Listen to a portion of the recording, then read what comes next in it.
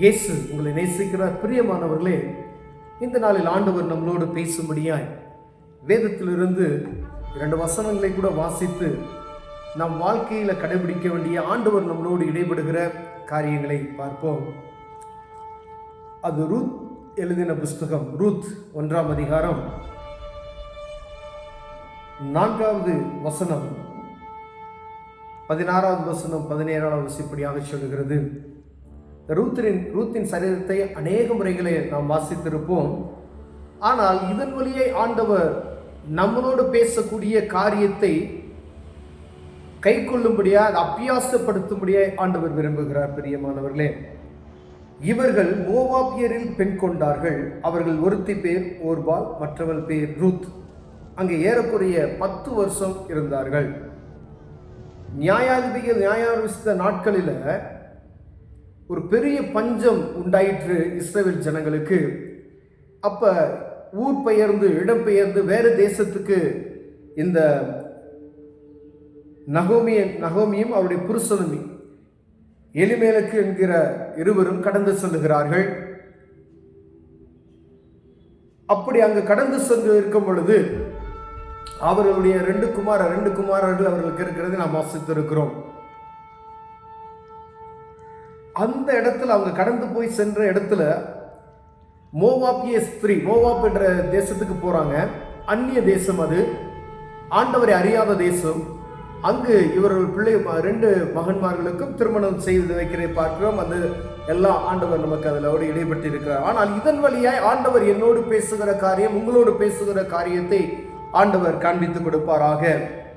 பாருங்க, 10 வருடம் கழித்த பின்பு 2 பிள்ளைகளுடைய கணவரும் இறந்து போய்வார். தன் கணவனையும் இழந்து போய்விடுவார் நகோமி. தன் 2 குமாரரையும் இழந்து போகிற ஒரு சூழ்நிலை ஏற்படுகிறதை நாம் பார்த்திருக்கிறோம். பிரியமானவர்களே, இந்த 2 பிள்ளைகளும் அந்நிய தேசத்து பிள்ளைகள், அந்த மோவாப் தேசத்தை சார்ந்தவர்கள். அப்ப சொல்றார், ரூத் அவளை விடாமல் பற்றி கொண்டாள் என்று அந்த இடத்துல ஒரு வசனம் நம்ம 16வது வசனத்துல இருக்கிறது. அவருடைய மாமி அவளுக்கு சொல்லுகிற காரியம், நீங்க அவங்க குடும்பத்தோட நீங்க போய் சேர்ந்துருங்க, எனக்கு பிள்ளைகள் இனி கிடையாது. அந்த இதெல்லாம் நமக்கு தெரியும் பாருங்க. ஆனா அதற்கு ரூத், நான் உம்மை பின்பற்றாமல் உம்மை விட்டு திரும்பி போவதை குறித்து என்னோடு பேச வேண்டாம். நீ போகும் இடத்தில் நானும் வருவேன், நீ தங்கும் இடத்தில் நானும் தங்குவேன். உம்முடைய ஜனம் என்னுடைய ஜனம், உம்முடைய தேவன் என்னுடைய தேவன். நீர் மரணமடையும் இடத்தில் நானும் மரணமடைந்து அங்கே அடக்கம் பண்ணப்படுவேன். மரணமே அல்லாமல் வேறொன்றும் உம்மை விட்டு என்னை பிரித்தால் கர்த்தர் அதற்கு சரியாகும், அதற்கு அதிகமாக எனக்கு செய்ய கடவர் என்றார்.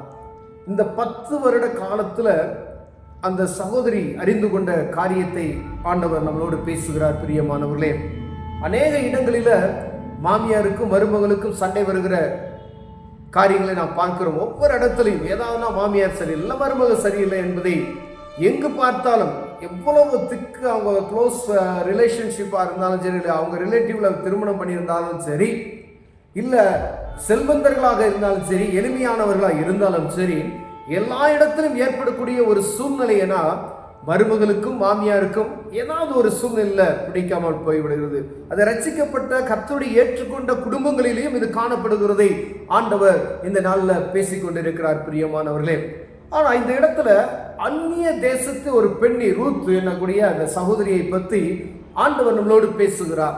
இந்த ரூத் பாருங்க, தன் மாமியை அவளை விட்டு பிரிந்து போக மனதில், அவளை தனித்து விடப்பட்டாள் என்பது அவளுக்கு தெரியும். அவருடைய சகோதரி ஒன்னொருத்தி என்ன செய்யறா, போயிடுறா.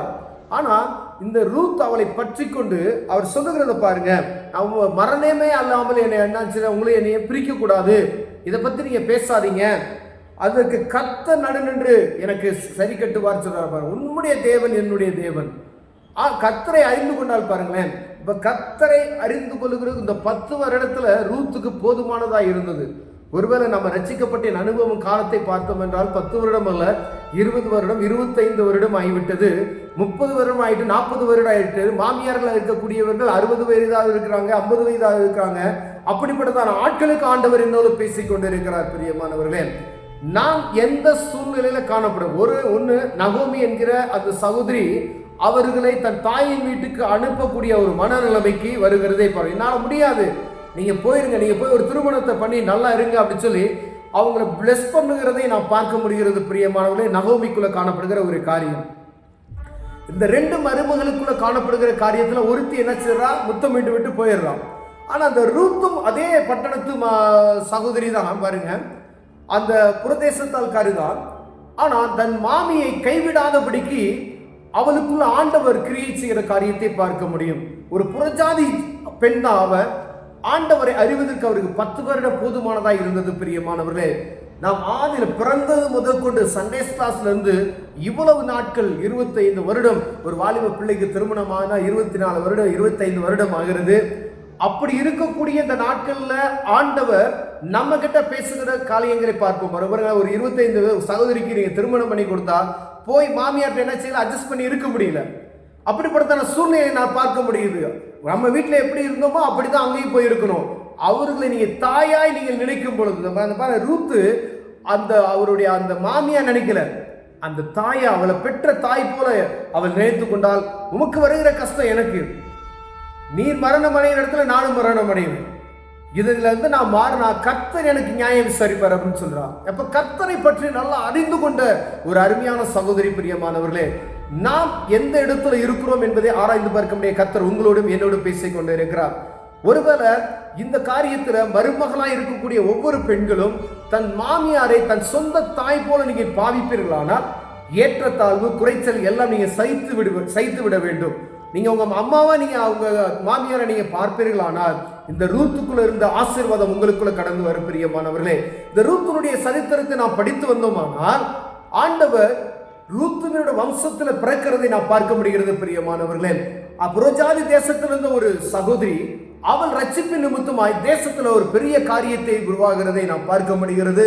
அவள் நிமித்தமாய் ஆண்டவராகிய இயேசு கிறிஸ்து இந்த பூமிக்கு வருவதற்கு பெரிய ஒரு காரணமாயிருக்கிறார். ஒரு புரதேச ஸ்திரீதான். அவள் கர்த்தரை அறிந்து கொண்டது நிமித்தமாய் அவளுக்குள்ள இருந்த மனநிலைமை, அவளுக்குள்ள இருந்த குணநலங்களை ஆண்டவர் பார்க்கிறார். அவளுக்கு நல்ல ஒரு வாழ்க்கையை ஏற்படுத்துகிற அந்த காரியம்லாம் நாம் பார்க்கிறோம். ஆனா அந்த ரூத்துக்குள்ள இருக்கக்கூடிய காரியம் நமக்குள்ள இருக்கிறதா? ஆண்டவரை பற்றி நாம் எப்படி அறிந்து வைத்திருக்கிறோம் என்பதை ஆண்டவர் உங்களோடும் என்னோடும் பேசிக் கொண்டிருக்கிறார். நீங்க மாமியாரா இருக்கலாம், ஸ்திரீகளுக்காய் விசேஷமா நான் பேசுறேன், கர்த்தருடைய பிள்ளைகளுக்காய் நீங்க உங்க மருமல்களை நல்ல உங்க மகளா பார்த்துக்குங்க. அப்ப சண்டை வராது. உங்க மகட்ட, உங்க வீட்டில் உங்க மகன் இருந்தா நீங்க எப்படி நீங்க அவளை பார்ப்பீங்களோ, சண்டை போடுவீங்க. ஆனா அடுத்த நிமிஷம் என்ன செஞ்சிருவீங்க, அவளுக்கு சமாதானமாகி அதை பேசிடுவீங்க. அவளை விட்டு கொடுக்குற தன்மை, கொஞ்சம் கஷ்டமா இருந்தாலும் நீங்க வேலை செய்வீங்க. அப்படிப்பட்ட மனநிலைமைக்கு நேராக நீங்கள் ஆண்டவர் அழைக்கிறார் பிரியமான. அதே போல மருமகள்கள் ஒவ்வொருவரும், நீங்க சின்ன பிள்ளைகளா இருக்கலாம், கொஞ்சம் திருமணமாய் ஒரு பிள்ளைகளா இருக்கலாம், ஆனா மாமிக்கு செய்ய வேண்டிய காரியத்தை மாமனாருக்கு செய்ய வேண்டிய காரியத்துல நீங்க சரியாய் செய்வீர்களானால் கர்த்தர் ரூத்தின் வம்சத்தை ஆசீர்வதித்தது போல உங்கள் குடும்பங்களை ஆசீர்வதிப்பார் பிரியமான. சில காரியங்களை சகித்துக் கொள்ளக்கூடிய காரியம் வரும். அவர்கள் வயதானவர்களா இருக்கலாம், ஒருவேளை அவங்க முரட்டுத்தனமான பேசுகிறவர்களா இருக்கலாம்.